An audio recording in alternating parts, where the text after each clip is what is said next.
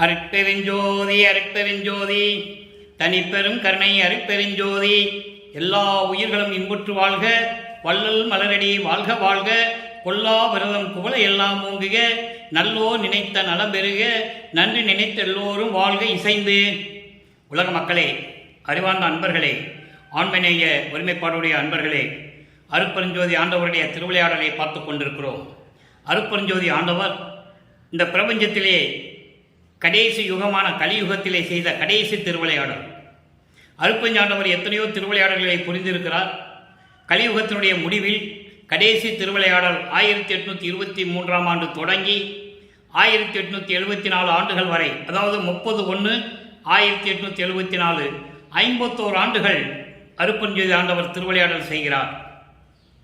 காரணம், இந்த பிரபஞ்சம் தோன்றிய காலத்திலிருந்தே சமயங்களும் மதங்களும் மார்க்கங்களும் உருவாகி அதை உருவாக்கிய தலைவர்கள் இப்படிதான் இறைவன் இருப்பான் என்று சொல்லி அவருடைய கற்பனைகளுக்கு ஏற்றபடி உருவங்களை அமைத்து, ஆலயங்களை அமைத்து, அதற்கேற்றபடி வழிபாட்டு முறைகளை அமைத்து மக்களை வழிபட செய்து விட்டார்கள். யுகங்களுடைய காலம் முடிந்துவிட்டது. சமயங்கள் மதங்கள் மார்க்கங்களுடைய காலங்கள் முடிந்துவிட்டது.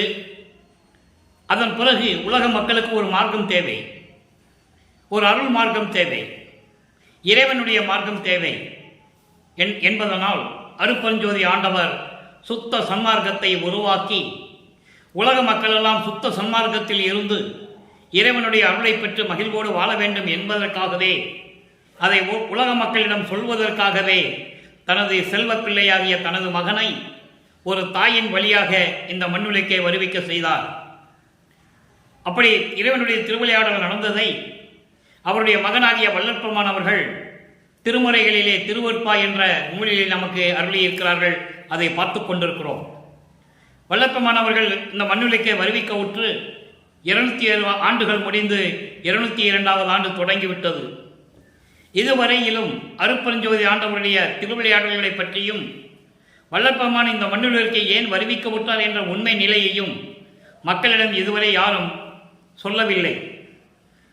அதன்படி இந்த வள்ளலார் ஊழியன் இறைவனுடைய அருளையும் தயவையும் பெற்றுக்கொண்டு 6 திருமுறைகளுக்கும் இறைவனிடமிருந்து விளக்கங்களை பெற்றுக்கொண்டு அதன் பிரகாரம் திருவருட்பாவில் கூறப்பட்டுள்ள இறைவனுடைய திருவிளையாடல்களை எப்படியெல்லாம் அவருடைய மகன் வள்ளற்பெருமான் கூறியிருக்கிறார் என்பதை ஒவ்வொரு திருமுறையிலிருந்தும் ஒவ்வொரு பதிகத்திலிருந்தும் அந்த பதிகத்தில் இருக்கின்ற ஒவ்வொரு பாடலில் இருந்தும் நாம் தினமும் பார்த்து கொண்டிருக்கிறோம்.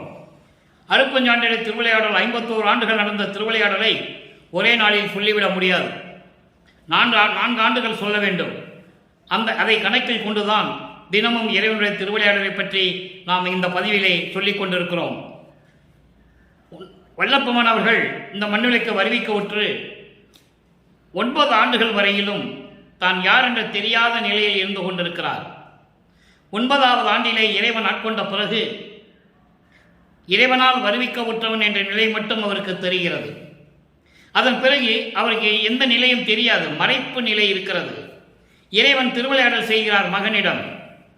சமயங்களிலும் மதங்களிலும் மார்க்கங்களிலும் இருக்க வைத்து அதன் பிறகு இதெல்லாம் பொய் என்று மக்களிடம் சொல்ல வைத்து இறைவனால் உருவாக்கப்பட்ட சுத்த சன்மார்க்கம் தான் மக்களுக்கு ஏற்ற மார்க்கம் என்ற நிலையை மக்களிடம் சொல்ல வைத்து மகனை இறைவனாக்குகிறார். அந்த நிலையை நாம் பார்த்து கொண்டிருக்கிறோம். ஒவ்வொரு காலகட்டத்திலும் எப்படி மகனுக்கு அருளை கொடுக்கிறார், எப்படி திருவிளையாடல் நடக்கிறது. அதன் பிரகாரம் பார்க்கும்போது 1ஆம் திருமுறையிலே பதிகம் 6 திருவருள் முறையீடு. இந்த திருவருள் முறையீடு நடக்கும்போது, முறையீடு செய்யும்போது வள்ளற்பெருமான் அவர்களுக்கு 9வது ஆண்டிலிருந்து 12 ஆண்டுகளுக்குள் ஆகிறது. ஏற்கனவே நான் கூறியிருக்கிறேன், வள்ளற்பெருமானவருக்கு வயது இல்லை. அவர் ஒவ்வொரு யுகத்திலையும் இருந்தவர். வள்ளற்பெருமானுக்கு வயதே கிடையாது. வள்ளற்பெருமானை பற்றி சொல்லும்போது வயசை சொல்லவே கூடாது. அது இறை குற்றம். அதை நீங்கள் முதல்ல புரிஞ்சுக்கணும்.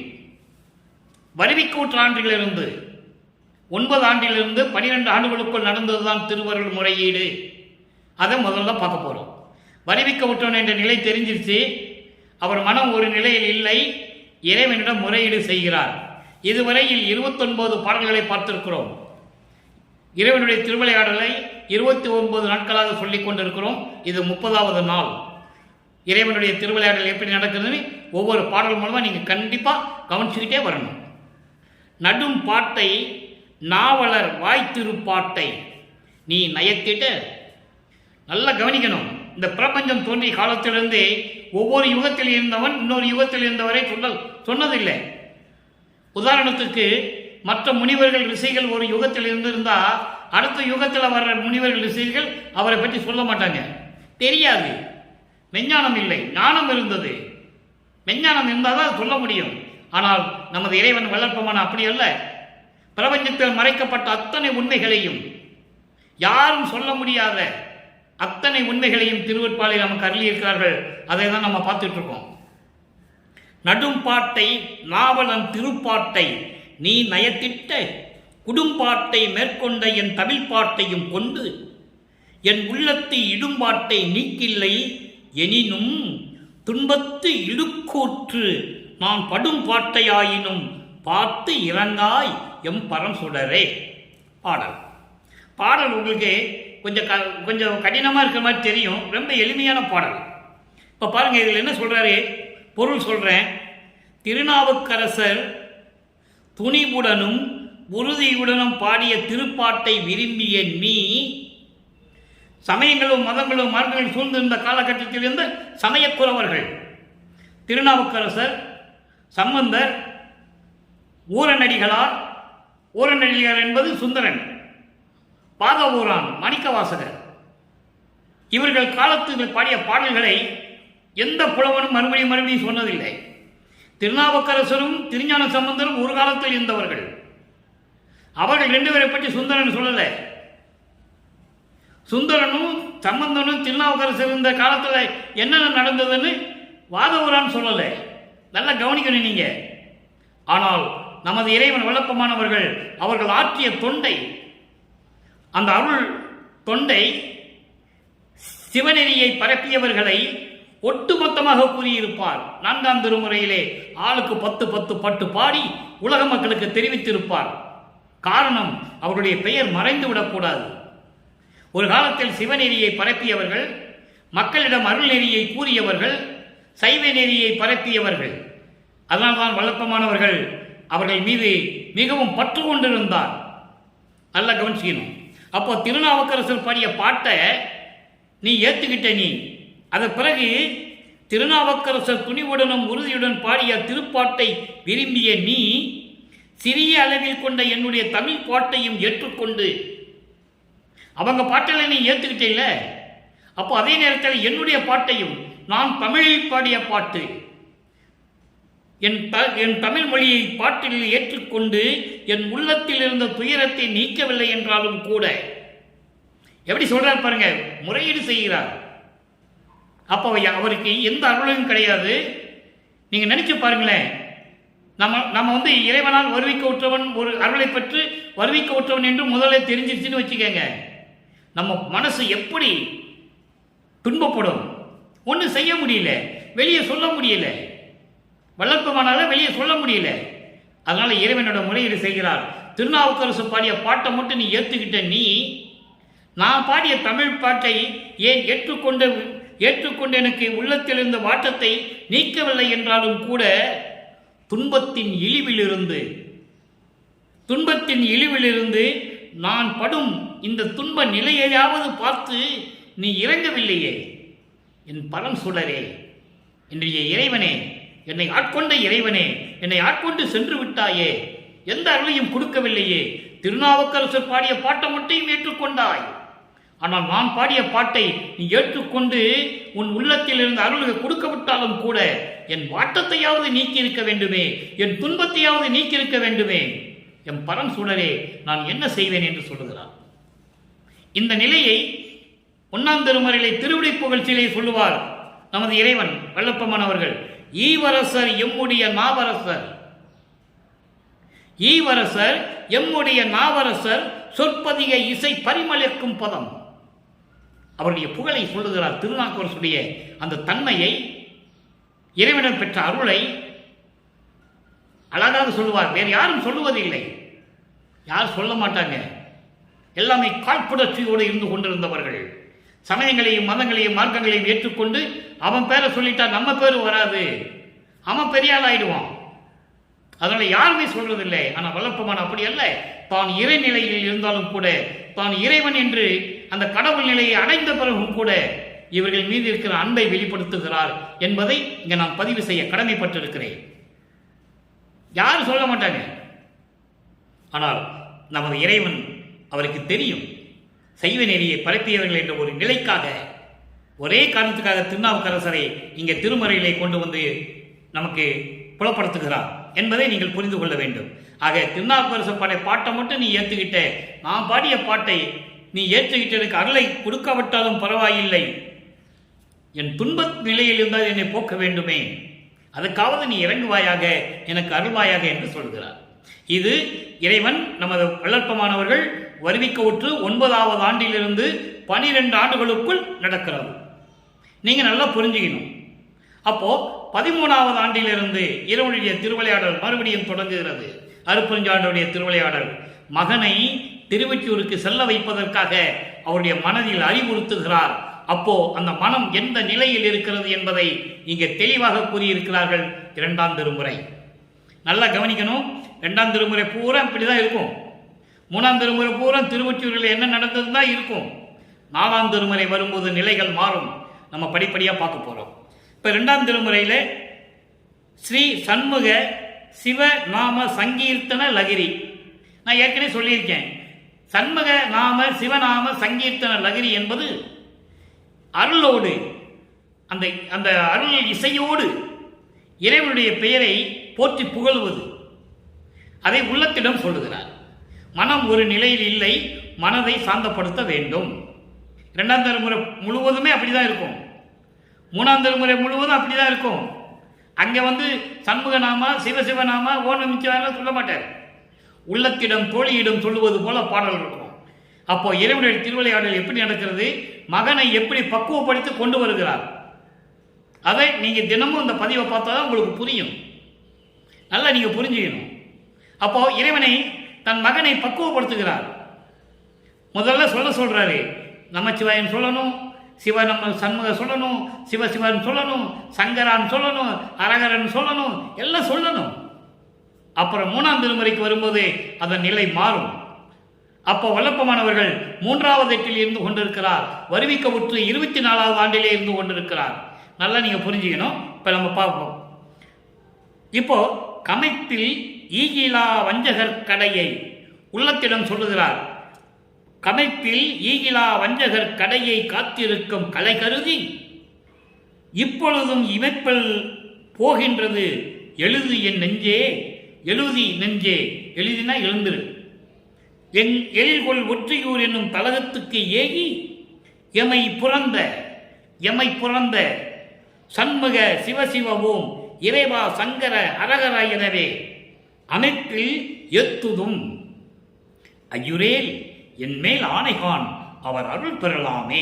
இது பாடல். இப்ப இந்த பாட்டுடைய விளக்கம் பாருங்க. அதாவது பொறுமையாகவே இருப்பதில்லை இந்த வஞ்சகர்கள். பொறுமையை இழந்து வஞ்சகத்தன்மையை கொண்டு தீய செயல்களை செய்து கொண்டிருக்கின்ற எண்ணம் கொண்ட வஞ்சகர்களின் வீட்டு வாசல்ல போய் நின்றுகிட்டு இருக்கையே, உனக்கு வெக்கமா இல்லை? என் மனமே, மனதிடம் சொல்லுகிறார். மனம் அலை பாய்கிறது. சமயங்களிலும் மதங்களிலும் மார்களில் இருந்து கொண்டு இவருடைய மனம் ஒரு நிலையில் இல்லை. அவருக்கு தெரிகிறது இது உண்மை இல்லை என்று தெரியும், ஆனால் விளங்கவில்லை. அதான் நீங்க புரிஞ்சுக்கணும். இது உண்மை இல்லை அப்படின்னு அவருக்கு தெரியும், ஆனால் எப்படி சொல்றது, சொல்ல முடியாது. மறைப்பு நிலை இருக்கிறது. இறைவனுடைய அருட்பெருஞ்சாண்டவருடைய திருவிளையாடல் நடந்து கொண்டிருக்கிறது. அப்போ மறைப்பு நீங்கினாதான் இது அவருக்கு விளக்கம் கிடைக்கும். அது போக போக நம்ம பார்க்கலாம். அப்போ அப்படி வாசகர்களுடைய வீட்டில் இதே தொழிலாக வைத்துக் கொண்டு காத்து கொண்டிருக்கிறாய் எனது மனமே, இதனால் நீ என்ன பயனை அடைக்கப் போகிறாய்? ஒரு பயனும் கிடையாது, ஒரு பிரயோஜனமும் கிடையாது. அதனால பொழுது போயிட்டு இருக்கு, இரவு வரப்போகுது, சீக்கிரம் எந்திரி, வா போகலாம், என் கூட வா திருவொற்றியூருக்குன்னு சொல்ற. திருவொற்றியூருக்கு போய் அங்கே இருக்கிற இறைவனை பார்த்து எமை புறந்த என்பது என்னை பாதுகாக்கக்கூடிய, ஏன்னா இறைவனால் வருவிக்க விட்டோம்னு தெரிஞ்சு போச்சு. யார் இறைவன் அருட்பெருஞ்சோதி இன்னும் சொல்லலை. நீங்க நல்லா புரிஞ்சுக்கணும். இன்னும் அருட்பெருஞ்சோதின்னு சொல்லலை.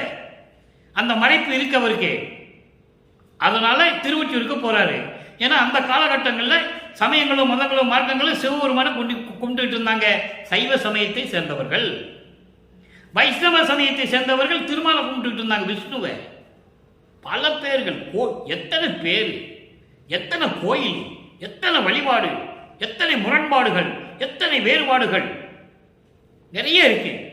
அப்போ என்னை பாதுகாத்துக் கொண்டிருக்கின்ற இறைவன் இடத்துக்கு திருவொற்றியூருக்கு சொல்லுவோம். வா மனமே, எழுந்துரு, நேரம் போய்கிட்டு இருக்கு. எப்போ பார்த்தாலும் நீ தீயவர்களுடைய வீட்டு வாசல்லையே அதே தொழிலாக வச்சுக்கிட்டு காத்துக்கிட்டு இருக்கேன்னு சொல்ற. இதான் அதனுடைய பொருள்.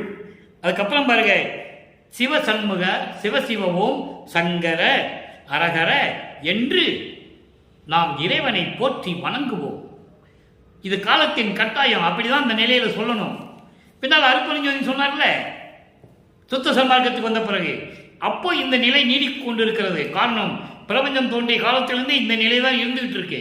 இதெல்லாம் மாற்றணும், உலக மக்களை மாற்றணும், திருத்தணும், அறியாமையிலிருந்து வெளியே கொண்டு வரணும், உயிர்களை கொலை செய்யக்கூடாதுன்னு சொல்லணும். யார் சொன்னாங்க உயிர்களை கொலை செஞ்சு தீங்காதுங்கன்னு? யார் சொன்னது? ஆக மக்களிடம் யாருமே இது சொல்லவில்லை. பிரபஞ்சம் தோண்டி காலத்தில் யாரும் சொல்லலை. மனிதனின் அறவழி கொடுத்தவன் மகாபாரதத்தில் நீங்கள் புராணத்தில் படிச்சிருப்பீங்க. நான் அன்பர்களே, திருவெட்பாவை பற்றி பேசும்போது மற்ற புராணங்களையோ கவிதைகளையோ நான் பேசுவதில்லை, யாரையும் குறிப்பிட்டு பேசுவதில்லை.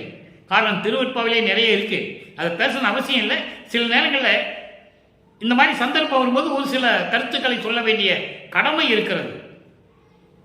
கிருஷ்ணனே சொல்றான், நரபலி கொடுக்கணும்ன்றப்பல. ஒரு உயிரை கொள்வது பாவம் அவனுக்கு தெரியாதா? இவ்வளவு போர் செஞ்சித்தன உயிர்களை கொன்றார்களே. கேட்டா தர்மத்தை வெல்ல வேண்டும் என்பதற்காக நடந்தது என்று கதை கட்டி விடுவார்கள். அதை அப்படியே மேக்கப் பண்ணுவாங்க. அந்த விளக்கத்துக்கு நம்ம போக வேண்டாம். நம்ம சொல்லுவது உயிரின் மீது இறக்க வேண்டும், உயிர்களை கொல்லக்கூடாது. ஒரு உயிரை கொன்றுதான் அதற்கு தீர்வு காண வேண்டும் என்றால் என்ன பொருள்? ஒண்ணுமே இல்லையே. அதைதான் வல்லப்பெருமான் குறிப்பிடுகிறார். அதை சொல்றாரே, அப்படிப்பட்ட தீயவர்களுடைய வீட்டில் போய் காத்துக்கிட்டு இருக்கியே மானங்கட்ட மனமே, உனக்கு என்ன நடப்புகிறது? வா என்னோட திருவொற்றியூருக்கு போய் இறைவனை வணங்கி இறைவனுடைய அருளை பெறுவோன்னு சொல்லி சொல்ற. இந்த நிலை மாறுகிறது. 3ஆம் திருமுறைக்கு வருகிறோம். 3ஆம் திருமுறையிலே பதிகம் 3 இரங்கல் மாலை. இரங்கல் மாலையில் என்ன சொல்ல தெரியுமா? இப்ப 2ஆம் திருமுறையில் நம்ம சொன்னோம், திருநூறு பூ சொல்லுவாரு. அதுக்கப்புறம் 4ஆம் திருமுறைக்கு வரும்போது அது வேண்டான்னு சொல்லுவாரு. இப்போ 3ஆம் திருமுறைக்கு வரும்போது சொல்லுவார், இந்த பேரே சொல்ல மாட்டார். நல்லா கவனிங்க. பதிகம் 3 இரங்கல் மாலை. இரங்கல் மாலை என்பது ஒரு தலைவி தலைவனை நினைத்து தலைவன் இன்னும் நம்மோடு சேரவில்லை என்று வருந்துவது. தன்னை மனைவியாகவும் இறைவனை கணவனாகவும் வர்ணனை செய்து, உள்ளத்தை தோழியாக வர்ணனை செய்து இந்த பாடல்களை உலக மக்களுக்கு அருளி இருக்கிறார்கள். நம்மளையெல்லாம் படைத்து காத்து கொண்டிருக்கின்ற இறைவன் வல்லப்பெருமானவர்கள். அது நீங்க நல்லா புரிஞ்சுக்கணும். அப்போ இப்ப என்ன சொல்றாரு? இரங்கல் மாலையில சொல்றாரு பாருங்க, எருதில் வருவார். எருதுனா காளை, காளை வாகனம், காளை வாகனத்தில் வருவார், எருதில் வருவார். ஒற்றியுள்ளார், திருவொற்றியூரில் இருக்கிறார். என் நாயகனார், என் கணவர். கணவர்னு சொல்றாரு. அப்போ நீங்க புரிஞ்சுக்கணும், தன்னை ஒரு பெண்ணாக பாவித்து இந்த பாடலை அருளி இருக்கிறார்கள். அதனால் கணவர் என்று சொல்லுகிறார். இறைவன், ஒற்றியூரில் இருக்கின்ற இறைவன் என்னுடைய இறைவன், எனக்கு இனியார், எனக்கு ரொம்ப இனிமையானவர். வருதி எனவே மாலையிட்டார். வா பெண்ணே என்று கூப்பிட்டு என்னை மாலையிட்டார், என்னை மணந்து கொண்டார் அப்படின்னு சொல்றாரு. இதுக்கு பொருள் என்னன்னா, இறைவனால் வருவிக்கவுற்று 9வது ஆண்டில் வா மகனே என்று சொல்லி என்னை ஆட்கொண்டார். அதான் பொருள். இங்க மாலையிட்டார் சொல்றதுனால அவர் ஒரு பெண்ணை உருவாகப்படுத்தியதனால் மாலையிட்டார் என்று சொல்லுகிறார் என்பதை நீங்கள் புரிந்து கொள்ள வேண்டும். 9வது ஆண்டிலே என்னிடம் வந்து என் முன்னே எழுந்தருளி, வா மகனே, என் அன்பு மகனே, என் செல்ல மகனே, என் செல்வ பிள்ளையை என்று அழைத்து என்னை ஆட்கொண்டார். அதுக்கப்புறம் வந்தா கூட, வந்தால் நான் அவரை பார்க்க வந்தால் ஒன்றும் வாய் திறவார். அதே திருவொற்றியூருக்கு தான் இருக்கிறார், போறார். நான் திருவொற்றியூருக்கு போய் ஆட்கொண்டு விட்டு சென்று விட்டான் இறைவன், என் கணவர். சரி பார்க்கலான்னு சொல்லி நாங்கள் போனா வாயே திறக்கிறது இல்லை. வாய் திறவார், வாயே திறக்கிறது இல்லை. கருதி அவர்தம் கட்டளையை கடந்து நடந்தேன் அல்லடி. ஐயோ, கணவனாயிற்றே, கணவன் பேச்சை மீறக்கூடாதே, சொல்லை மீறி நடக்கக்கூடாதே என்று நான் அவர் கட்டளையை மீறி நான் நடந்ததே இல்லை. நான் எந்த தவறும் செய்யவில்லை. எவ்வளவு அருமையாக சொல்றாருங்கிறது புரிஞ்சுக்கணும். யார் சொன்னாங்க இந்த பிரபத்தில், இந்த பிரபஞ்சத்தில் யார் சொன்னாங்கன்றீங்க? யாருமே சொன்னதில்லை. திருவொற்றியூர்ல விஷயம், இவ்வளவு விஷயம் அங்கே நடக்குது. அப்போ வாய் ஒன்றும் திறவார். அப்போ வல்லப்பமான் வருவிக்க விட்டு 24 ஆண்டுகள் ஆகிறது. 24 ஆண்டுகள் வரையிலும் திருவொற்றியூரிலே தான் அவர் காலம் நடந்து கொண்டிருக்கிறது, காலம் கடந்து கொண்டிருக்கிறது என்பதை நீங்கள் புரிந்து கொள்ள வேண்டும். வந்தால் ஒன்றும் வாய் திறவார் கருதி, ஐயோ நம்ம கணவர் சொல்லிட்டாரே, அவர் கட்டளையை மீறக்கூடாதே என்று சொல்லி நான் அவரை சென்று போய் பார்த்தால் ஒண்ணுமே நடக்கலை எடி என் தோழி.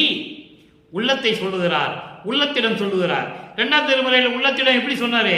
உள்ளமே சிவசண்முகன் சொல்லு, சமசு சொல்லு, சங்கரா சொல்லு, அழகரா சொல்லு, எல்லாம் சொல்லுவார். இங்க அதை சொல்ல மாட்டார். அப்போ நிலைகள் மாறுகிறது. பக்குவப்பட்டு கொண்டு வந்து கொண்டிருக்கிறார். அருப்பஞ்சாண்டவர் தன் மகனை பக்குவப்படுத்தி கொண்டு வந்து கொண்டிருக்கிறார் என்பதை இங்கு நான் பதிவு செய்ய கடமைப்பட்டிருக்கிறேன். குருகன் கரத்தாய் என்னடி, அதாவது அன்னம் பறவை போன்ற கண்ணுடைய என் தோழியே, இந்த குறையை நான் எவரிடம் போய் சொல்லுவேன், யாரிடம் போய் சொல்லுவேன் என்று சொல்லி இந்த பாடலை அருளியிருக்கிறார்கள். ஆக அன்பர்களே, 1ஆம் திருமுறையிலே திருவர் முறையீடு செய்கிறார். அப்போ அவருக்கு எதுவே தெரியாது. 2ஆம் திருமுறையிலே தன்னுடைய மனதை சாந்தப்படுத்துவதற்காக, உள்ளத்தை சாந்தப்படுத்துவதற்காக திருவொற்றியூர் சொல்லி இப்படியெல்லாம் நம்ம வணங்குவோம்னு சொல்றாரு.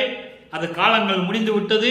3ஆம் திருமுறைக்கு வரும்போது, நான் ஏற்கனவே இறைவனால் ஆட்கொள்ளப்பட்டவன், திரும்பி அவரிடம் அருளை பெற வேண்டும் என்று வந்தால் வாயே திறக்க மாட்டேன்றாரு. சரி, அவர் கட்டளையை மீறக்கூடாதுன்னு சொல்லி நான் நடந்துகிட்டு இருக்கேன், வேற எந்த இன்பத்தையும் நான் அனுபவிக்கவில்லை, துன்பத்தை அனுபவித்துக் கொண்டிருக்கிறேன் உள்ளமே என்று சொல்லி உலக மக்களுக்கு தெரிவிக்கிறார். அவருடைய நிலையை உலக மக்களுக்கு தெரிவிக்கிறார். இறைவனுடைய திருவிளையாடலையும் அவருடைய நிலையையும் உலக மக்களுக்கு தெரிவித்துக் கொண்டிருக்கிறார் திருவொற்பா பாடல்களின் மூலமாக என்பதை நீங்கள் புரிந்து கொள்ள வேண்டும். அடுத்து 4ஆம் திருமுறை பதிகம் 8 அபராத மன்னிப்பு மாலை. நிலைகள் மாறுகிறது. இறைவனிடம் சொல்லுகிறார், இனிமேல் சமயங்களிலும் மதங்களிலும் மார்க்கங்களில் இருந்து கொண்டு நான் எவ்வளவு தவறுகள் செய்திருந்தேன், உன்னுடைய திருவிளையாடலுடைய நிலைகள் தெரியாமல், உன்னுடைய திருவருளின் அருமையை புரியாமல் நான் மாறுபட்ட கருத்துக்களை சொல்லிக்கொண்டு தவறுகளை செய்து கொண்டிருந்தேன். உண்மைதான், என்னை மன்னித்து அருள வேண்டும், அபராதம் கொடுத்துறாதேன்னு கேட்கிறேன். எனக்கு தண்டனை கொடுத்துறாத, என்னை மன்னித்து அருள வேண்டும் என்று சொல்லி பாடலை அருளியிருக்கிறார்கள். பாருங்க. ஒல்லும் வகை அறியாதே உன் அருளோடு ஊடி ஊறு புகன்றேன், துயரம் 6 வகை உணரேன், புள்ளியனேன் புகன்ற பிழை பொறுத்து அருளல் வேண்டும், பூதி அணிந்து ஒளிர்கின்ற பொன்மைனி பெருமான். பூதி, பூதினா திருநீர். ஏன்னா சமயங்களில் மதங்களில் மாதிரி சொல்லப்பட்ட குறியீடு. அது திருநீர்னால என்ன கிடைக்க போகுது? குறியீடு. இவன் சைவ சமயத்தை சேர்ந்தவன் என்ற ஒரு குறியீடு. அதை அணிந்து கொண்டால் ஏதாவது கிடைக்கும் என்ற ஒரு நம்பிக்கை. நல்லா புரிஞ்சுக்கொண்டீங்க. அது அவங்களுடைய சுதந்திரம். அதை தடுப்பதற்கோ வேண்டாம் சொல்வதற்கோ யாரும் உரிமை கிடையாது. இறைவனுக்கு உண்டு, வல்லற்பமானுக்கு அந்த உரிமை உண்டு. ஆனால் சமயங்களிலும் மதங்களிலும் மார்களில் ஈடுபட்டு கொண்டு நீ எந்த நாமத்தை வேணாலும் சொல்லிக்கலாம், எதை வேணாலும் பூசிக்கலாம். சுத்த சன்மார்க்கத்துக்கு வந்து அருப்பறிஞ்சதுன்னு சொல்லியாச்சுன்னா எந்த விதமான சங்கற்ப விகற்பங்கள் இருக்கக்கூடாது. அதை சொல்றதுக்கு தான் இங்கே முதல்ல பூதி அணிந்து, பூதினா திருநீர், திருநீர் அணிந்து ரெண்டு இருக்கணும். இங்கே இறைவன் சொல்லுவாரே, அங்கே அருப்பறிஞ்சு வீட்டு வரும்போது சொல்ல முடியுமா? ஒளி ஜோதியில போய் எங்க திருநீர் பூசுறது, ஜோதிக்கு எப்படி அபிஷேகம் பண்றது, அந்த நிலைகளை நீங்கள் புரிந்து கொள்ள வேண்டும். அப்பா, இறைவனுடைய மாறுபட்ட ஒரு மார்க்கம், சுத்தமான மார்க்கம், சமரச சுத்த சன்மார்க்கம். அப்படி ஊறு புகன்றேன், உன் திருவள்ளோடு கூடி மேல்நிலையை அடைய முடியாமல், அதற்கு வழி தெரியாமல், உன்னுடைய திருவருளுடைய மாறுபட்ட கருத்துக்களை குற்றங்களையும் சொல்லிக் கொண்டிருந்தேன். துயரம் தீரும் வழியை என்னால் அறிந்து கொள்ள முடியவில்லை. தீயவனாகிய நான் சொன்ன இந்த பிழைகளை எல்லாம் பொறுத்து எனக்கு அருளை தர வேண்டும். சொல்லியிலும் பொறியிலும் கடந்த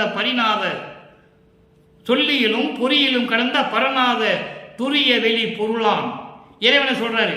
துரிய வெளியில் இருக்கின்ற இறைவன் என்று சொல்லுகிறார். வேதாந்தமும் சித்தாந்தமும் சைவ சமயத்தை சேர்ந்தவர்களும் சொல்லிக் கொண்டிருந்தார்கள். அதை இவரும் சொல்றார். ஆனால் சுத்த சமயத்து வந்த பிறகு சிவஞான வெளி என்பாரு. அது பரிணாம வெளி. அது விளக்கத்தை பார்க்க போறோம். இயற்கை உண்மையையும் சொல்லியல் இயற்கை உண்மை, பொருளியல் இயற்கை உண்மையின் விளக்கம், இதையும் கடந்து எல்லாவற்றையும் கடந்து பரநாத நிலையில் இருக்கின்ற இறைவனே, பெரிய நிலைப்பதியே, உயர்ந்த நிலையில் இருக்கின்ற இறைவனே, என்னை தண்டித்திராதே, எனக்கு அபராதம் போற்றாதே, நான் செஞ்ச பிள்ளைகளெல்லாம் மன்னிச்சுக்கோ, நான் இருந்தது உண்மைதான், சமயங்களிலும் மதங்களிலும் மார்க்கங்களில் இருந்துட்டு அந்த நெறிகளெல்லாம் கடைபிடிச்சுக்கிட்டு நான் பல தவறுகளை செஞ்சிருக்கேன், உன்னுடைய திருவருளையும் வேறுபட்டு மாறுபட்ட கருத்துக்களை நான் சொல்லியிருக்கேன், இதெல்லாம் மனசில் வச்சு என்னை தண்டிச்சிடாதே, என்னை மன்னிச்சிரு இறைவனே என்று சொல்லி இந்த பாடலை நமக்கு அருளி இருக்கிறார்கள். மெல்லிய சிவகாமி வள்ளி கண்டு மகிழ, சிவகாமி வள்ளி கண்டு மகிழ, விரியும் மறை ஏத்த நடம்பொறியும் அருள் இறையே. விரியும் மறை என்பது 4 திருமுறைகள், 4 வேதங்கள், 4 வேதங்கள், ரிக்வேதம், யசுர்வேதம், சாமவேதம், அதர்வண வேதம். இந்த 4 வேதங்களும் போற்றக்கூடிய இறைவனே, என் அம்மை சிவகாமி வள்ளிக்கு பிடித்த இறைவனே, சிவகாமி வள்ளிக்கு பிடித்த இறைவனே, என் அம்மைக்கு பிடித்த இறைவனே, நான் செய்த பிழைகளை எல்லாம் மன்னித்து எனக்கு அருள வேண்டும், தண்டனை கொடுத்துறாதே என்று சொல்லி இந்த பாடலை நமக்கு அருளி இருக்கிறார்கள். சரி, இப்போ 1ஆம் திருமுறை, 2ஆம் திருமுறை, 3ஆம் திருமுறை, 4ஆம் திருமுறை முடிஞ்சிருச்சு. இப்போ 6ஆம் திருமுறைக்கு வரும். நான் ஏற்கனவே கூறுவது 5ஆம் திருமுறை இப்போ வேண்டாம். இப்போ வேண்டாம்னு ஏன் சொல்றேன்னா, அது தத்துவங்களுடைய தலைவர்களை பற்றியும் அவருடைய செயல்பாடுகளை பற்றியும் குறித்து பாடியது. அது நம்ம இப்போ அதை தொட வேண்டாம். அது இறுதி கட்டத்தில் நம்ம பார்ப்போம். 6ஆம் திருமுறை என்பது சமரச சுத்த சன்மார்க்கத்தை பெற்ற பிறகு, சமரச சுத்த சன்மார்க்கத்தை பெறும்போது உள்ள நுழையும் போது என்ன நடக்குது? மகனை சமயங்களிலும் மதங்களிலும் மார்க்கங்களில் இருக்க வச்சாருல அருட்பெருஞ்சோதி. அதுக்கப்புறம் சுத்த சன்மார்க்கத்தை கொடுத்த பிறகு உள்ள நுழைகிறாரு. அப்ப என்ன நடந்ததுன்னு உலக மக்களுக்கு சொல்லணும். சொல்லும்போது அங்கே இருக்கும்போது எப்படி இருந்தேன்னு சொல்லணும். அதானே நியாயம், அதுதானே தர்மம். அதனால வல்லப்பமன் கூறுகிறார், சுத்த சமயத்தை பற்றி அவர்கிட்ட போயிருக்கலாம். அப்படி அல்ல, சமயங்களிலும் மதங்களிலும் மார்க்கங்கள் இருக்கும்போது நான் எப்படியெல்லாம் இருந்தேன், அதை எப்படி இறைவன் போக்கினார், அதை போக்கி எப்படி அருளை கொடுத்தார், எப்படி திருவிளையாடல் செய்தார், அதை உலக மக்களுக்கு சொல்லணும்ல. அதை தான் பார்க்க போறோம். 6ஆம் திருமுறை பதிகம் 7, நான் ஏன் பிறந்தேன், 10வது பாடல். அந்த பதிகத்திலே கடைசி பாடல் நான் ஏன் பிறந்தேன். அதை நான் ஏன் பிறந்தேன்னா, என்னை ஏன் வருவிக்க செய்தாய், அதான் பொருள். அவர் நான் ஏன் பிறந்தேன் கேட்பது யாரிடம்? தந்தையிடம். என்னை ஏன் வருவிக்க செய்தாய் ஒன்று. இன்னொன்று, பிறப்பு அவம் பொறாது பேசுறுதல். இந்த பிறப்புன்னு ஒன்று இருக்கே, இதை பொறுக்க முடியாம சகிக்க முடியாம புலம்புறது இறைவனிடம். அது 10வது பாடல். காட்டுகின்ற உவர்கடல் போல், காட்டுகின்ற உவர்கடல் போல் கலைகளிலும் செல்வ கழிப்பிலும் சிறந்து மிக கழித்து நிறைகின்றேன். அடுத்து, கழிப்பிலும் சிரித்து நிறைகின்றேன், நீட்டுகின்ற ஆபத்தில் ஒரு சிறிதும் உதவேன். அதாவது இது என்ன சொல்றாருன்னா, ஒரு முக்கியமான ஒரு விளக்கம் தர காத்திருக்கிறேன். அதை பார்த்துட்டு தான் இந்த பாடலை படிக்க முடியும்.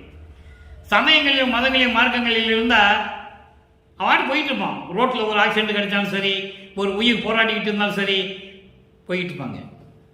அவங்க இஷ்டத்துக்கு பணம் சம்பாதிக்கணும், சந்தோஷமா இருக்கணும், அவ்வளோதான் உங்களுடைய உலகியல் வாழ்க்கை. அது இல்லாமல், அப்படி இல்லாமல் இருக்க வேண்டும் சுத்த சன்மார்க்கத்துக்கு. அதனால அவன் அப்படி இருக்கும்போது எப்படி இருந்தேன்னு சொல்றாரு. நீட்டுகின்ற ஆபத்தில் ஒரு சிறிதும் உதவேன், நெடுந்தூரம் ஆழ்ந்து உதவா படும் கிணறு போல்வேன், ஆட்டுகின்ற அருள் பெருமை ஒரு சிறிதும் தெரியேன், அச்சமில்லேன் நாணமில்லேன் அடக்கம் ஒன்றுமில்லேன், கூட்டுகின்ற உலகிடை நான் ஏன் பிறந்தேன், நினது குறிப்பறியேன், மன்றில் நடம் குலவும் அணியே குலமணியே. இது பாடல் விளக்கம் பாருங்க. அதாவது கடல்ல உப்பு தண்ணி தானே இருக்கும், உப்பு தான் இருக்கும். அப்படி கடல்ல இருக்கின்ற அந்த கடல் தண்ணி போல, கடல் தண்ணி உப்பு தானே இருக்கும். அதுதான் நல்ல நீர் நினைச்சிட்டு இருக்கேன் நான். அதோடு மட்டுமல்ல, கலைகளிலும் செல்வ கழிப்பிலும், கலைகள் என்பது வேதங்கள் ஆகமங்கள், வேதங்கள் 4, ஆகமங்கள் 28 மற்றும் புராணங்கள் இதிகாசங்கள் எல்லாம் இருக்கு. அவற்றுகளிலும் ஈடுபட்டு கொண்டு சந்தோஷமாக இருக்கிறோம் என்று களிப்போடு நான் மன நிறைவோடு இருந்து கொண்டிருந்தேன்.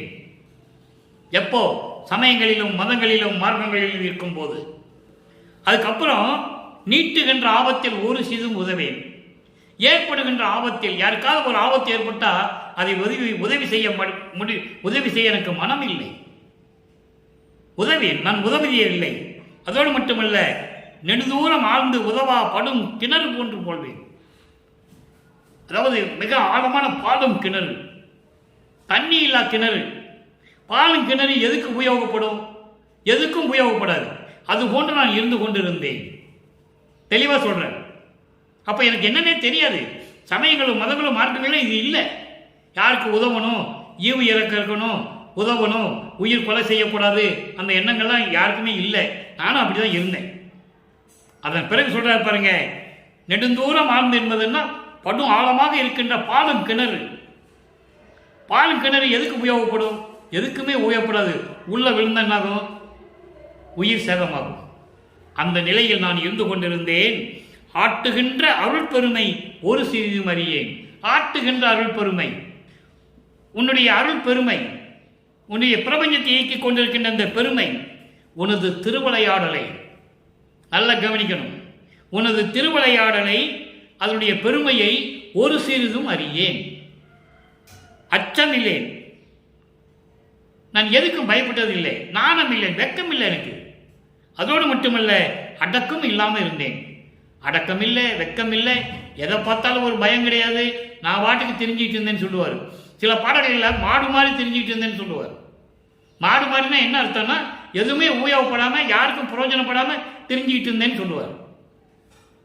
கூட்டுகின்ற உலகிடை, கூட்டுகின்றனா உலக விடயங்களில் இருந்து கொண்டிருக்கின்ற அந்த உலக மக்களிடையே நான் ஏன் பிறந்தேன்? மண்ணாசை, பெண்ணாசை, பொன்னாசை இதெல்லாம் வச்சுக்கிட்டு மாயைகளில் மயக்கங்களையும் தெரிஞ்சு கொண்டு இருக்கின்ற இந்த உலக மக்களுக்கு இடையில என்னை ஏன் கொண்டு வந்த? நான் ஏன் பிறந்தேன்? பதில் சொல், பதில் சொல்லு அப்படின்னு கேட்குறார். என்னது குறுப்பரியன், நீ என்ன நினைச்சிருக்கேன்னு தெரியல, சொல்லு. எவ்வளவு அற்புதமா இருக்கும் தெரியுமா அந்த பாடல்கள் எல்லாம்.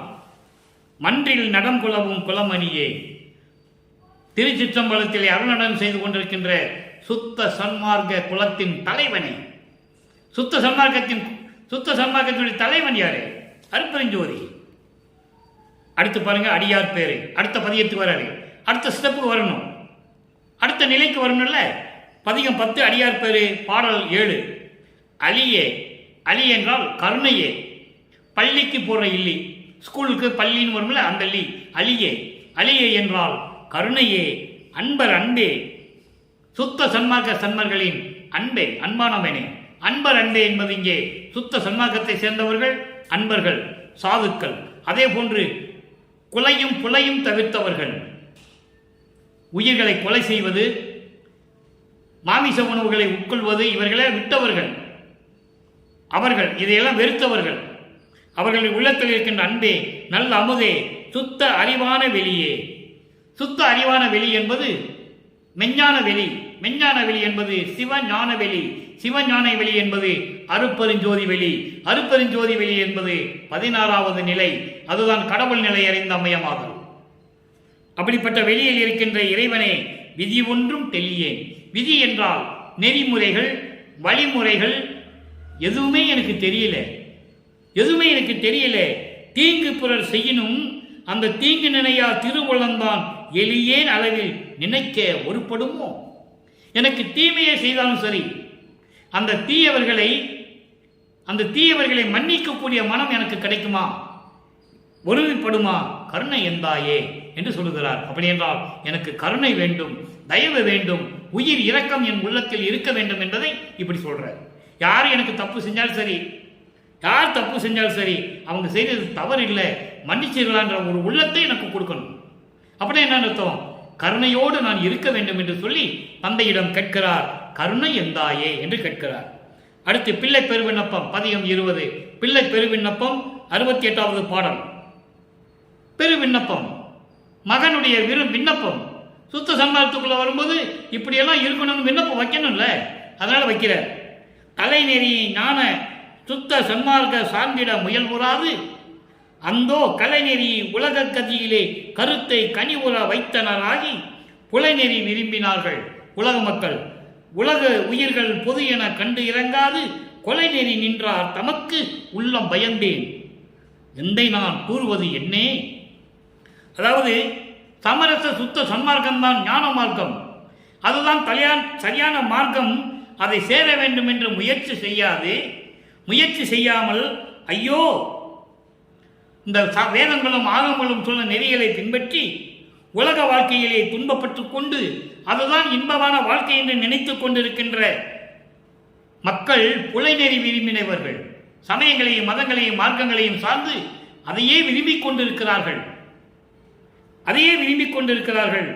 உலக உயிர்கள் எல்லாம், உலகத்தில் உயிர்கள் எல்லாம், எல்லா உயிர்களும் ஒன்றுதான் என்ற நிலை அவங்களுக்கு இல்லை. கொலை நெறியோடு நின்றார்கள். உயிர்களை கொலை செய்தார்கள். அந்த உயிர்களை கொலை செய்த மாமிசத்தை உண்டார்கள். சமயங்களையும் மதங்களையும் மார்க்கங்களையும் பின்பற்றிக் கொண்டிருந்தார்கள். சுத்த சன்மார்க்கம், சுத்த சன்மார்க்கம் தான் ஞான நெறி என்று, உயர்ந்த நெறி என்று தெரியாமல் நின்று கொண்டிருக்கிறார்கள். இவர்களை பார்க்கும் போதெல்லாம் உள்ளம் பயந்தேன். என்னாகுமோ ஏதாகுமோ என்று பயந்தேன். என் தந்தையே, நான் கூறுவது சரிதானே என்று விண்ணப்பம் வைக்கிறார். அப்ப என்ன சொல்றேன்? எல்லாரையும் மாற்றணும்னு சொல்றேன். அடுத்து தனித்திருகளங்கள் பதிகம் 110 140வது பாடல் நல்லா பார்க்கணும். இங்கதான் இறைவனுடைய திருவிளையாடல் எப்படி நடந்ததுன்னு சொல்லுவார். பணிப்பு அறுத்து எல்லாம் வல்ல சித்தாகி பலம் தருகின்ற மெய்வாழ்வாம் தனிப்பலம் எனக்கே தந்தை தான் தந்தான். ஒரு ஆனந்த் சொன்ன மாதிரி அவ்வளவுதான். அதாவது எல்லாமே எனக்கு இறைவன் கொடுத்ததை அவர் சொல்றாரு. என்னுடைய திருவிளையாடல் எப்படி நடந்தது பாருங்க. பணிப்பு அறுத்து, பணிப்பு என்றால் துன்பங்கள் துயரங்கள் ஏன் வந்தது? சமயங்களிலும் மதங்களிலும் மார்க்கங்களிலும் கூறப்பட்ட நெறிகளை பின்பற்றி கொண்டு நான் பட்ட துன்பங்களையும் துயரங்களையும் எல்லாம் சித்தாக்கி, எல்லாவற்றையும் நீக்கி, எல்லாவற்றையும் சித்தாக்கி உயர் நிலையை தருகின்ற உண்மையான வாழ்க்கையாகிய தனித்த பலம் தந்தான். தனித்த பலம் என்பது கடவுள் நிலையை கொடுத்து விட்டார் என் தந்தை அருட்பெருஞ்சோதி ஆண்டவர். தனித்த பலம்னா என்ன? அருட்பெருஞ்சோதி ஆண்டவருடைய கடவுள் நிலையை எனக்கே கொடுத்து விட்டான் என் தந்தை. தந்தை மகனுக்கு ஆற்றிய உதவி, மகன் தந்தைக்கு ஆற்றும் உதவி பிரபஞ்சத்தை இயக்குவது என்பதை நீங்கள் புரிந்து கொள்ள வேண்டும். தனிப்பலம் எனக்கே தந்தைதான் தந்தான். தமியேன் உண்டனன். தமியன் என்ன? மகன் நான் அதை ஏற்றுக்கொண்டேன். என் தந்தை கொடுத்தான், நான் ஏற்றுக்கொண்டேன். எல்லாவற்றையும் கொடுத்து விட்டான். உத்வேகத்திலிருந்து மரணமில்லா பெருவாழிலிருந்து தத்துவங்களை கடக்க செய்தது எல்லாம் கடந்து வந்தானே கடவுள் நிலையை அமையாம முடியும். அதனால் எல்லாமே கொடுத்து விட்டான். அதன் தன் இனிப்பை நான் என்னவென்று சொல்லுவேன்? அந்த அருள் செயலை, அந்த இறைவனுடைய திருவிளையாடலை நான் என்னவென்று சொல்லுவேன்? என் உயிர் இனித்தது, என் கரணம், உடம்பும் உள்ளமும் உயிரும் எல்லாமே மகிழ்வோடு இருந்து கொண்டிருக்கிறது. கனிப்பற இனித்த தத்துவம் எல்லாம் தனித்தனி இனித்தன தலைத்தே. தத்துவங்களை எல்லாம் தனித்தனியாக கடந்தேன் என்று சொல்லுவார். நல்லா படிக்கணும். அது ஏற்கனவே நான் சொல்லியிருக்கேன். அருட்பெருஞ்சோதி அட்டகத்திலே இருக்கும் அந்த விளக்கம். தத்துவங்களை தனித்தனியாக கடந்தேன். தத்துவாதீத நிலையை சித்தியல் முழுதும் தெரிந்தேன். அவை மேல் சிவநிலை தெரிந்திட சென்றேன். அப்படி ஒவ்வொரு தத்துவங்களையும் தனித்தனியாக கடந்தேன். தத்துவங்கள் 36, 24 தத்துவம் ஒரு பகுதி. ஆன்ம தத்துவம், அதான் பிரம்ம தத்துவம். அதில் தான் பஞ்சபூதங்கள், நமது ஐம்பொறிகள், ஐம்புலன்கள், கண்ணேந்திரியங்கள், அந்த கரணங்கள் எல்லாமே அங்கதான் இருக்கும். அடுத்து விஷ்ணு தத்துவம் 7, வித்யா தத்துவம், காலம், நியதி, கலை, வித்தை, அராகம், புருடன், மாயை. அது விஷ்ணுடைய தத்துவம். அந்த தத்துவத்தையும் தனியாக கடந்தேன். அடுத்து சிவ தத்துவம், ருத்ர தத்துவம் 5, விந்து, நாதம், சதாக்கியம், சுத்தம், ஈஸ்வரம். எல்லா தத்துவத்தையும் ஒன்னாக கடந்தது வல்லப்பம்மன் ஒருவர் தான். திருமால் ஆன்ம தத்துவத்தை மட்டும் தான் வச்சிருப்பான். அவன் விஷ்ணு தத்துவத்துக்குள்ள வர முடியாது. பிரம்மனும் திருமால் வச்சிருக்க தத்துவத்துக்குள்ள ருத்திரன் உள்ள போக முடியாது. ஆக இந்த 36 தத்துவத்தையும் ஒரே நிலையில் கடந்தவர் வளர்ப்பெருமான். அப்படி இறைவனுடைய திருவிளையாடல் நடந்தது. எல்லாமே நான் வாங்கிவிட்டேன் என்று சொல்லி உலக மக்களுக்கு தெரிவிக்கிறார். அப்போ இறைவனுடைய திருவிளையாடல் எப்படி நடந்தது நீங்க புரிஞ்சுக்கணும். 36 தத்துவங்களையும் ஒன்றாக இந்த பிரபஞ்சத்திலேயே அருட்பெருஞ்சோதி ஆண்டவருக்கு அப்புறம் தன் கையிலே அடக்கிக் கொண்டிருப்பவர் வல்லற்பமான் என்பதை நான் பதிவு செய்ய கடமைப்பட்டிருக்கிறேன். திருவருட்பவிலே எல்லா ஆதாரங்களும் உண்டு, யாராலையும் மறுக்க முடியாது.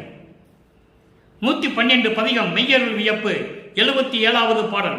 இந்த பாடலை பாருங்க, எளிமையான வரி, 4 வரிதான். அவ்வளவு பிரபஞ்சத்தின் உண்மைகள் இங்க இருக்கும், இறைவனுடைய திருவிளையாடல் இங்க இருக்கும். அறிந்த நாட்கள் தொடங்கி இற்றைய பகலில் வரையுமே அடியேன் பட்ட பாட்டை நினைக்கில் கல்லும் கரையுமே.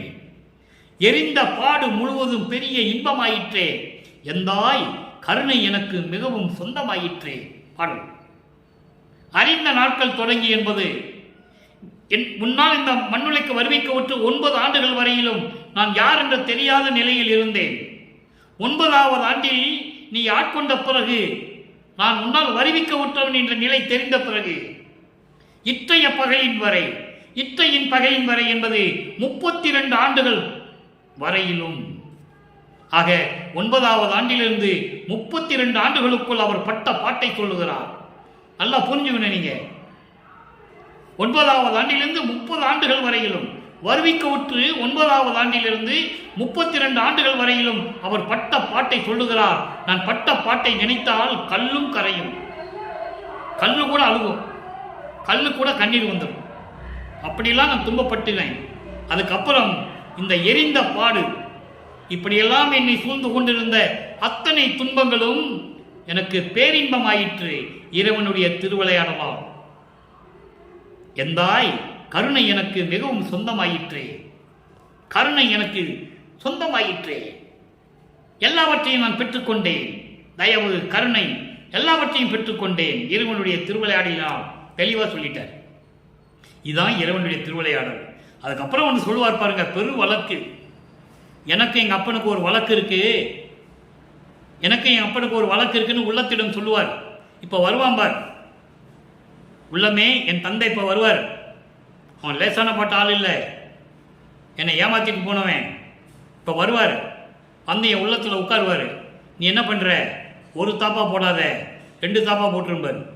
அவனுக்கு விடாத, வெளியே போக விட மாட்டேன் நான், நீ உள்ள வச்சு பூட்டிடு. எவ்வளவு அற்புதம் தெரியுமா அது?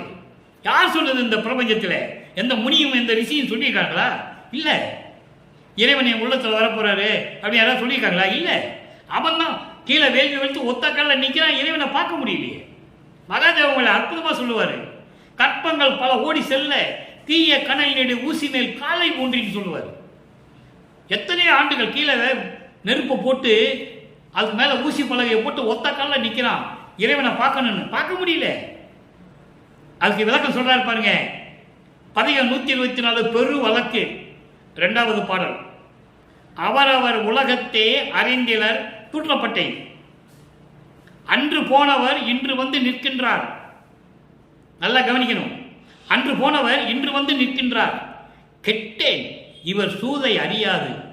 கெட்டு போன என வம்படியா அந்த உலகத்தில் என்னை துன்பப்படுத்தியிருக்கான், கொடுமைப்படுத்தி என்னை துன்பப்படுத்தி வேதனைப்படுத்தியிருக்கான். அவனை விடாத. சூதை அறியாதே கெட்டேன், முன்னம் ஏமாந்து விட்டேன். அப்ப எனக்கு தெரியாது, சின்ன பிள்ளை, நான் ஏமாந்துட்டேன்.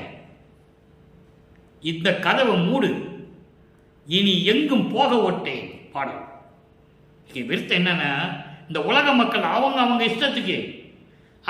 இஷ்டத்துக்கு என்ன பேசி, ஏளனமாக பேசி என்னை கேவலப்படுத்தினார்கள், ஏளனமாக பேசினார்கள், கேலி பண்ணினார்கள், கிண்டல் செய்தார்கள். யாரால்? இவரால். அன்று போனவர் இன்று வந்து நிற்கின்றார் என்று 9வது ஆண்டிலே நீ ஆட்கொண்டு, இன்னும் சொல்லப்போலாம், இன்னும் விளக்கமா சொல்லலாம், நமக்கு நேரம் பற்றல, இன்னும் விளக்கம் நிறைய சொல்லலாம். அன்றுன்றதுக்கு நிறைய விளக்கங்கள் இருக்கு. ஒரு தாயின் கருவறையிலே இருக்கும்போது என்னை பார்த்து கொஞ்சம் கொலாவிட்டு போனவர் வரல. சிதம்பரத்தில் 6 மாசத்துல எனக்கு வெட்ட வெளியை காட்டிட்டு போனாரு, அன்னைக்கு சிரிச்சுட்டு போனாரு, வரல. அதுக்கப்புறம் 9வது ஆண்டிலே என்னை ஆட்கொண்டார், அதுக்கு போனவர் வரவே இல்லை. இப்பதான் வந்து நிற்கிறான் வாசல்ல. கெட்டேன், அவனுடைய சூழ்ச்சி தெரியாம நான் கெட்டுட்டேன், துன்பங்களை பட்டுட்டேன், துயரங்களை பட்டுட்டேன். இனிமே நம்ம படக்கூடாது, ரொம்ப உஷாரா இருக்கணும். அதனால என்ன பண்ற, முன்னால நான் ஏமாந்துட்டேன், இனிமே ஏமாறக்கூடாது. நம்ம அவன் உள்ள வந்த உடனே நீ கதவு முடி. ரெண்டு அர்த்தத்தை சொல்லலாம். உலகியல்ல வீட்டு கதவு மூடுன்னு சொல்லலாம். இங்கே உள்ளத்தை சொல்லுகிறார். உள்ளத்திடம் வருவான், உள்ளத்தில் உட்காருவாரு, நீ உள்ளத்தை விட்டு மூடி வெளியே விடாதுன்னு சொல்ற, போக ஒட்ட மாட்டேன் என்று சொல்லுகிறார். ஆக இறைவன் வந்தது, அன்று போனவர் அன்று ஆட்கொண்டதை சொல்றாரா, திருவிளையாடல் நடந்தது சொல்றாரா, அதுக்கப்புறம் இந்த அருளை கொடுத்ததெல்லாம் சொல்றாரா, எல்லாமே சொல்றாரு. அப்ப இறைவனுடைய திருவிளையாடல் எப்படி நடந்தது நம்ம தெளிவா பார்த்துட்டு இருக்கோம். இறைவனுடைய திருவிளையாடல் திருவற்பாவில எப்படியெல்லாம் நடந்தது. திருவற்பான சாதாரண விஷயம் இல்லை. சும்மா நீ 1ஆம் திருமுறை 5ஆம் திருமுறை படிக்காதன்ட்டாங்க. சென்ற காலகட்டங்களில் இருந்தவங்க, சன்மார்க்கத்தை பற்றி பேசினவங்க, அதெல்லாம் வேணாயா, அதெல்லாம் விட்டுங்கட்டாங்க. அங்கே தான் இருக்குது எல்லாமே, எல்லா விஷயமும் அங்கே தான் இருக்கு. அங்கே இருந்துட்டு தானே வெளியே வரணும். அதனால அன்பர்களே, இறைவனுடைய திருவிளையாடலை நீங்கள் நன்றாக புரிந்து கொள்ள வேண்டும். சுத்த சன்மார்க்கம் என்பது இறைவனால் உருவாக்கப்பட்டது. இந்த பிரபஞ்சத்தில் ஏற்பட்ட மார்க்கங்கள் அத்தனையுமே பதத்தலைவர்கள், ரிஷிகள், முனிவர்கள், சமய குறவர்கள் இவர்களால் ஏற்படுத்தப்பட்டது. கிரேத மார்க்கத்தில் இருந்ததெல்லாம் கலக மார்க்கம். ஒரே சண்டை, கொள்றது, சண்டை போட்டு கொள்றதான் கலக மார்க்கம். திராவக மார்க்கம், ஒருத்தனை ஏமாத்துறது, கண்ணுக்கு தெரியாம ஒருத்தனை ஏமாற்றி கொண்டு போயிடுறது, இப்படியே நடந்துகிட்டு கதை மார்க்கம். நவநீத மார்க்கம், துவார யுகத்தில் நவநீத மார்க்கம் பூரா இவனுடைய கிருஷ்ணனுடைய அலப்பறைகள், அவருடைய செயல்கள் எல்லாமே இருக்கும். நவநீத மார்க்கம் அதுக்கு பேர். வேற அவர் ஃபுல்லாக நீங்கள் பார்த்தீங்கன்னா துவார யுகத்தில் எல்லாமே கிருஷ்ணனுடைய செயல்கள் தான் இருக்கும். இது பஸ்ம மார்க்கம். கலியுகம் பஸ்ம மார்க்கம். புஷ்கர் போயிடும், தூஷா போயிடும், சாம்பலா போயிடும். ஆனால் சுத்த சன்மார்க்கம் அப்படி அல்ல. தசா மார்க்கம் சரி, சர்புத்திரகம் சரி, சக மார்க்கம், சமய மார்க்கம், எல்லா மார்க்கங்களும் சமய தலைவர்களாலும் மனிதர்களாலும் உருவாக்கப்பட்டது. சுத்த சன்மார்க்கம் அருட்பெருஞ்சோதி ஆண்டவரால் உருவாக்கப்பட்டது. அதை இயக்கிக் கொண்டிருப்பவர் வள்ளற்பெருமான், அவருடைய மகன் வள்ளற்பெருமான் என்பதை நீங்கள் புரிந்து கொள்ள வேண்டும். எனவே உலக மக்களே, அறிவார்ந்த அன்பர்களே, நீங்களாம் சுத்த சன்மார்க்கத்தில் இணைந்து சமயங்கள், மதங்கள், மரபுடைய கோட்பாடுகளை எல்லாம் தவிர்த்து, அதெல்லாம் தேவையில்லை. சுத்த சன்மார்க்கம் இறைவனுடைய மார்க்கம், இறைவனை நேரடியாக சேரக்கூடிய மார்க்கம், இறைவனுடைய அருளை நேரடியாக பெறக்கூடிய மார்க்கம். புரோக்கரே கிடையாது, அர்ச்சனை கிடையாது, தாம்பாள தட்டு கிடையாது, ஆராதனை கிடையாது, அபிஷேகம் கிடையாது, பணம் கொடுக்க வேண்டியதில்லை, எதுவுமே இல்லை. சுத்த சன்மார்க்கத்தில் நேராக ஞான சபைக்கு வர வேண்டியது, தெய்வத்தை பார்த்து அருட்பெருஞ்சோதி சொல்லிட்டு போயிட வேண்டியது, அவ்வளோ முடிஞ்சு போச்சு. அதேமாதிரி சித்தி வளாகத்துக்கு வர வேண்டியது, மகாமந்திரம் அருட்பெருஞ்சோதி, தனிப்பெருங்கனை அருட்பெருஞ்சோதி, நான் உன் பிள்ளை இல்லையா, என்னை காப்பாற்றுப்பான்னு சொல்லிட்டு போயிடணும். அதுக்கு நீங்கள் என்ன பண்ணணும்? சைவ நெறியில் இருக்க வேண்டும். மாமிசம் சாப்பிடக்கூடாது, உருவ வழிபாடு செய்யக்கூடாது. அந்த நிலையில் இருந்து கொண்டு நீங்கள் தீப வழிபாடு செய்து, ஒளி வழிபாடு செய்து, அருட்பெருஞ்சாண்டவரை வணங்கி, வள்ளற்பெருமானை போற்றி புகழி, நீங்கள் எல்லா அருளையும் செல்வங்களையும் பெற்றுக்கொண்டு இந்த வையகத்திலே நீங்கள் வாழ்வாங்க வாழ வேண்டும், நோயற்ற வாழ வேண்டும் என வாழ்த்தி, இறைவனுடைய அருளாலும் தயவையாலும் வாழ்த்தி இந்த வள்ளலார் ஒளியன் விடைபெறுகிறேன். மீண்டும் நாளை சந்திப்போம். நன்றி, வணக்கம். அருட்பெருஞ்சோதி, தனிப்பெருங்கருணை அருட்பெருஞ்சோதி ஆண்டவருடைய திருவிளையாடல் நாளையும் தொடரும்.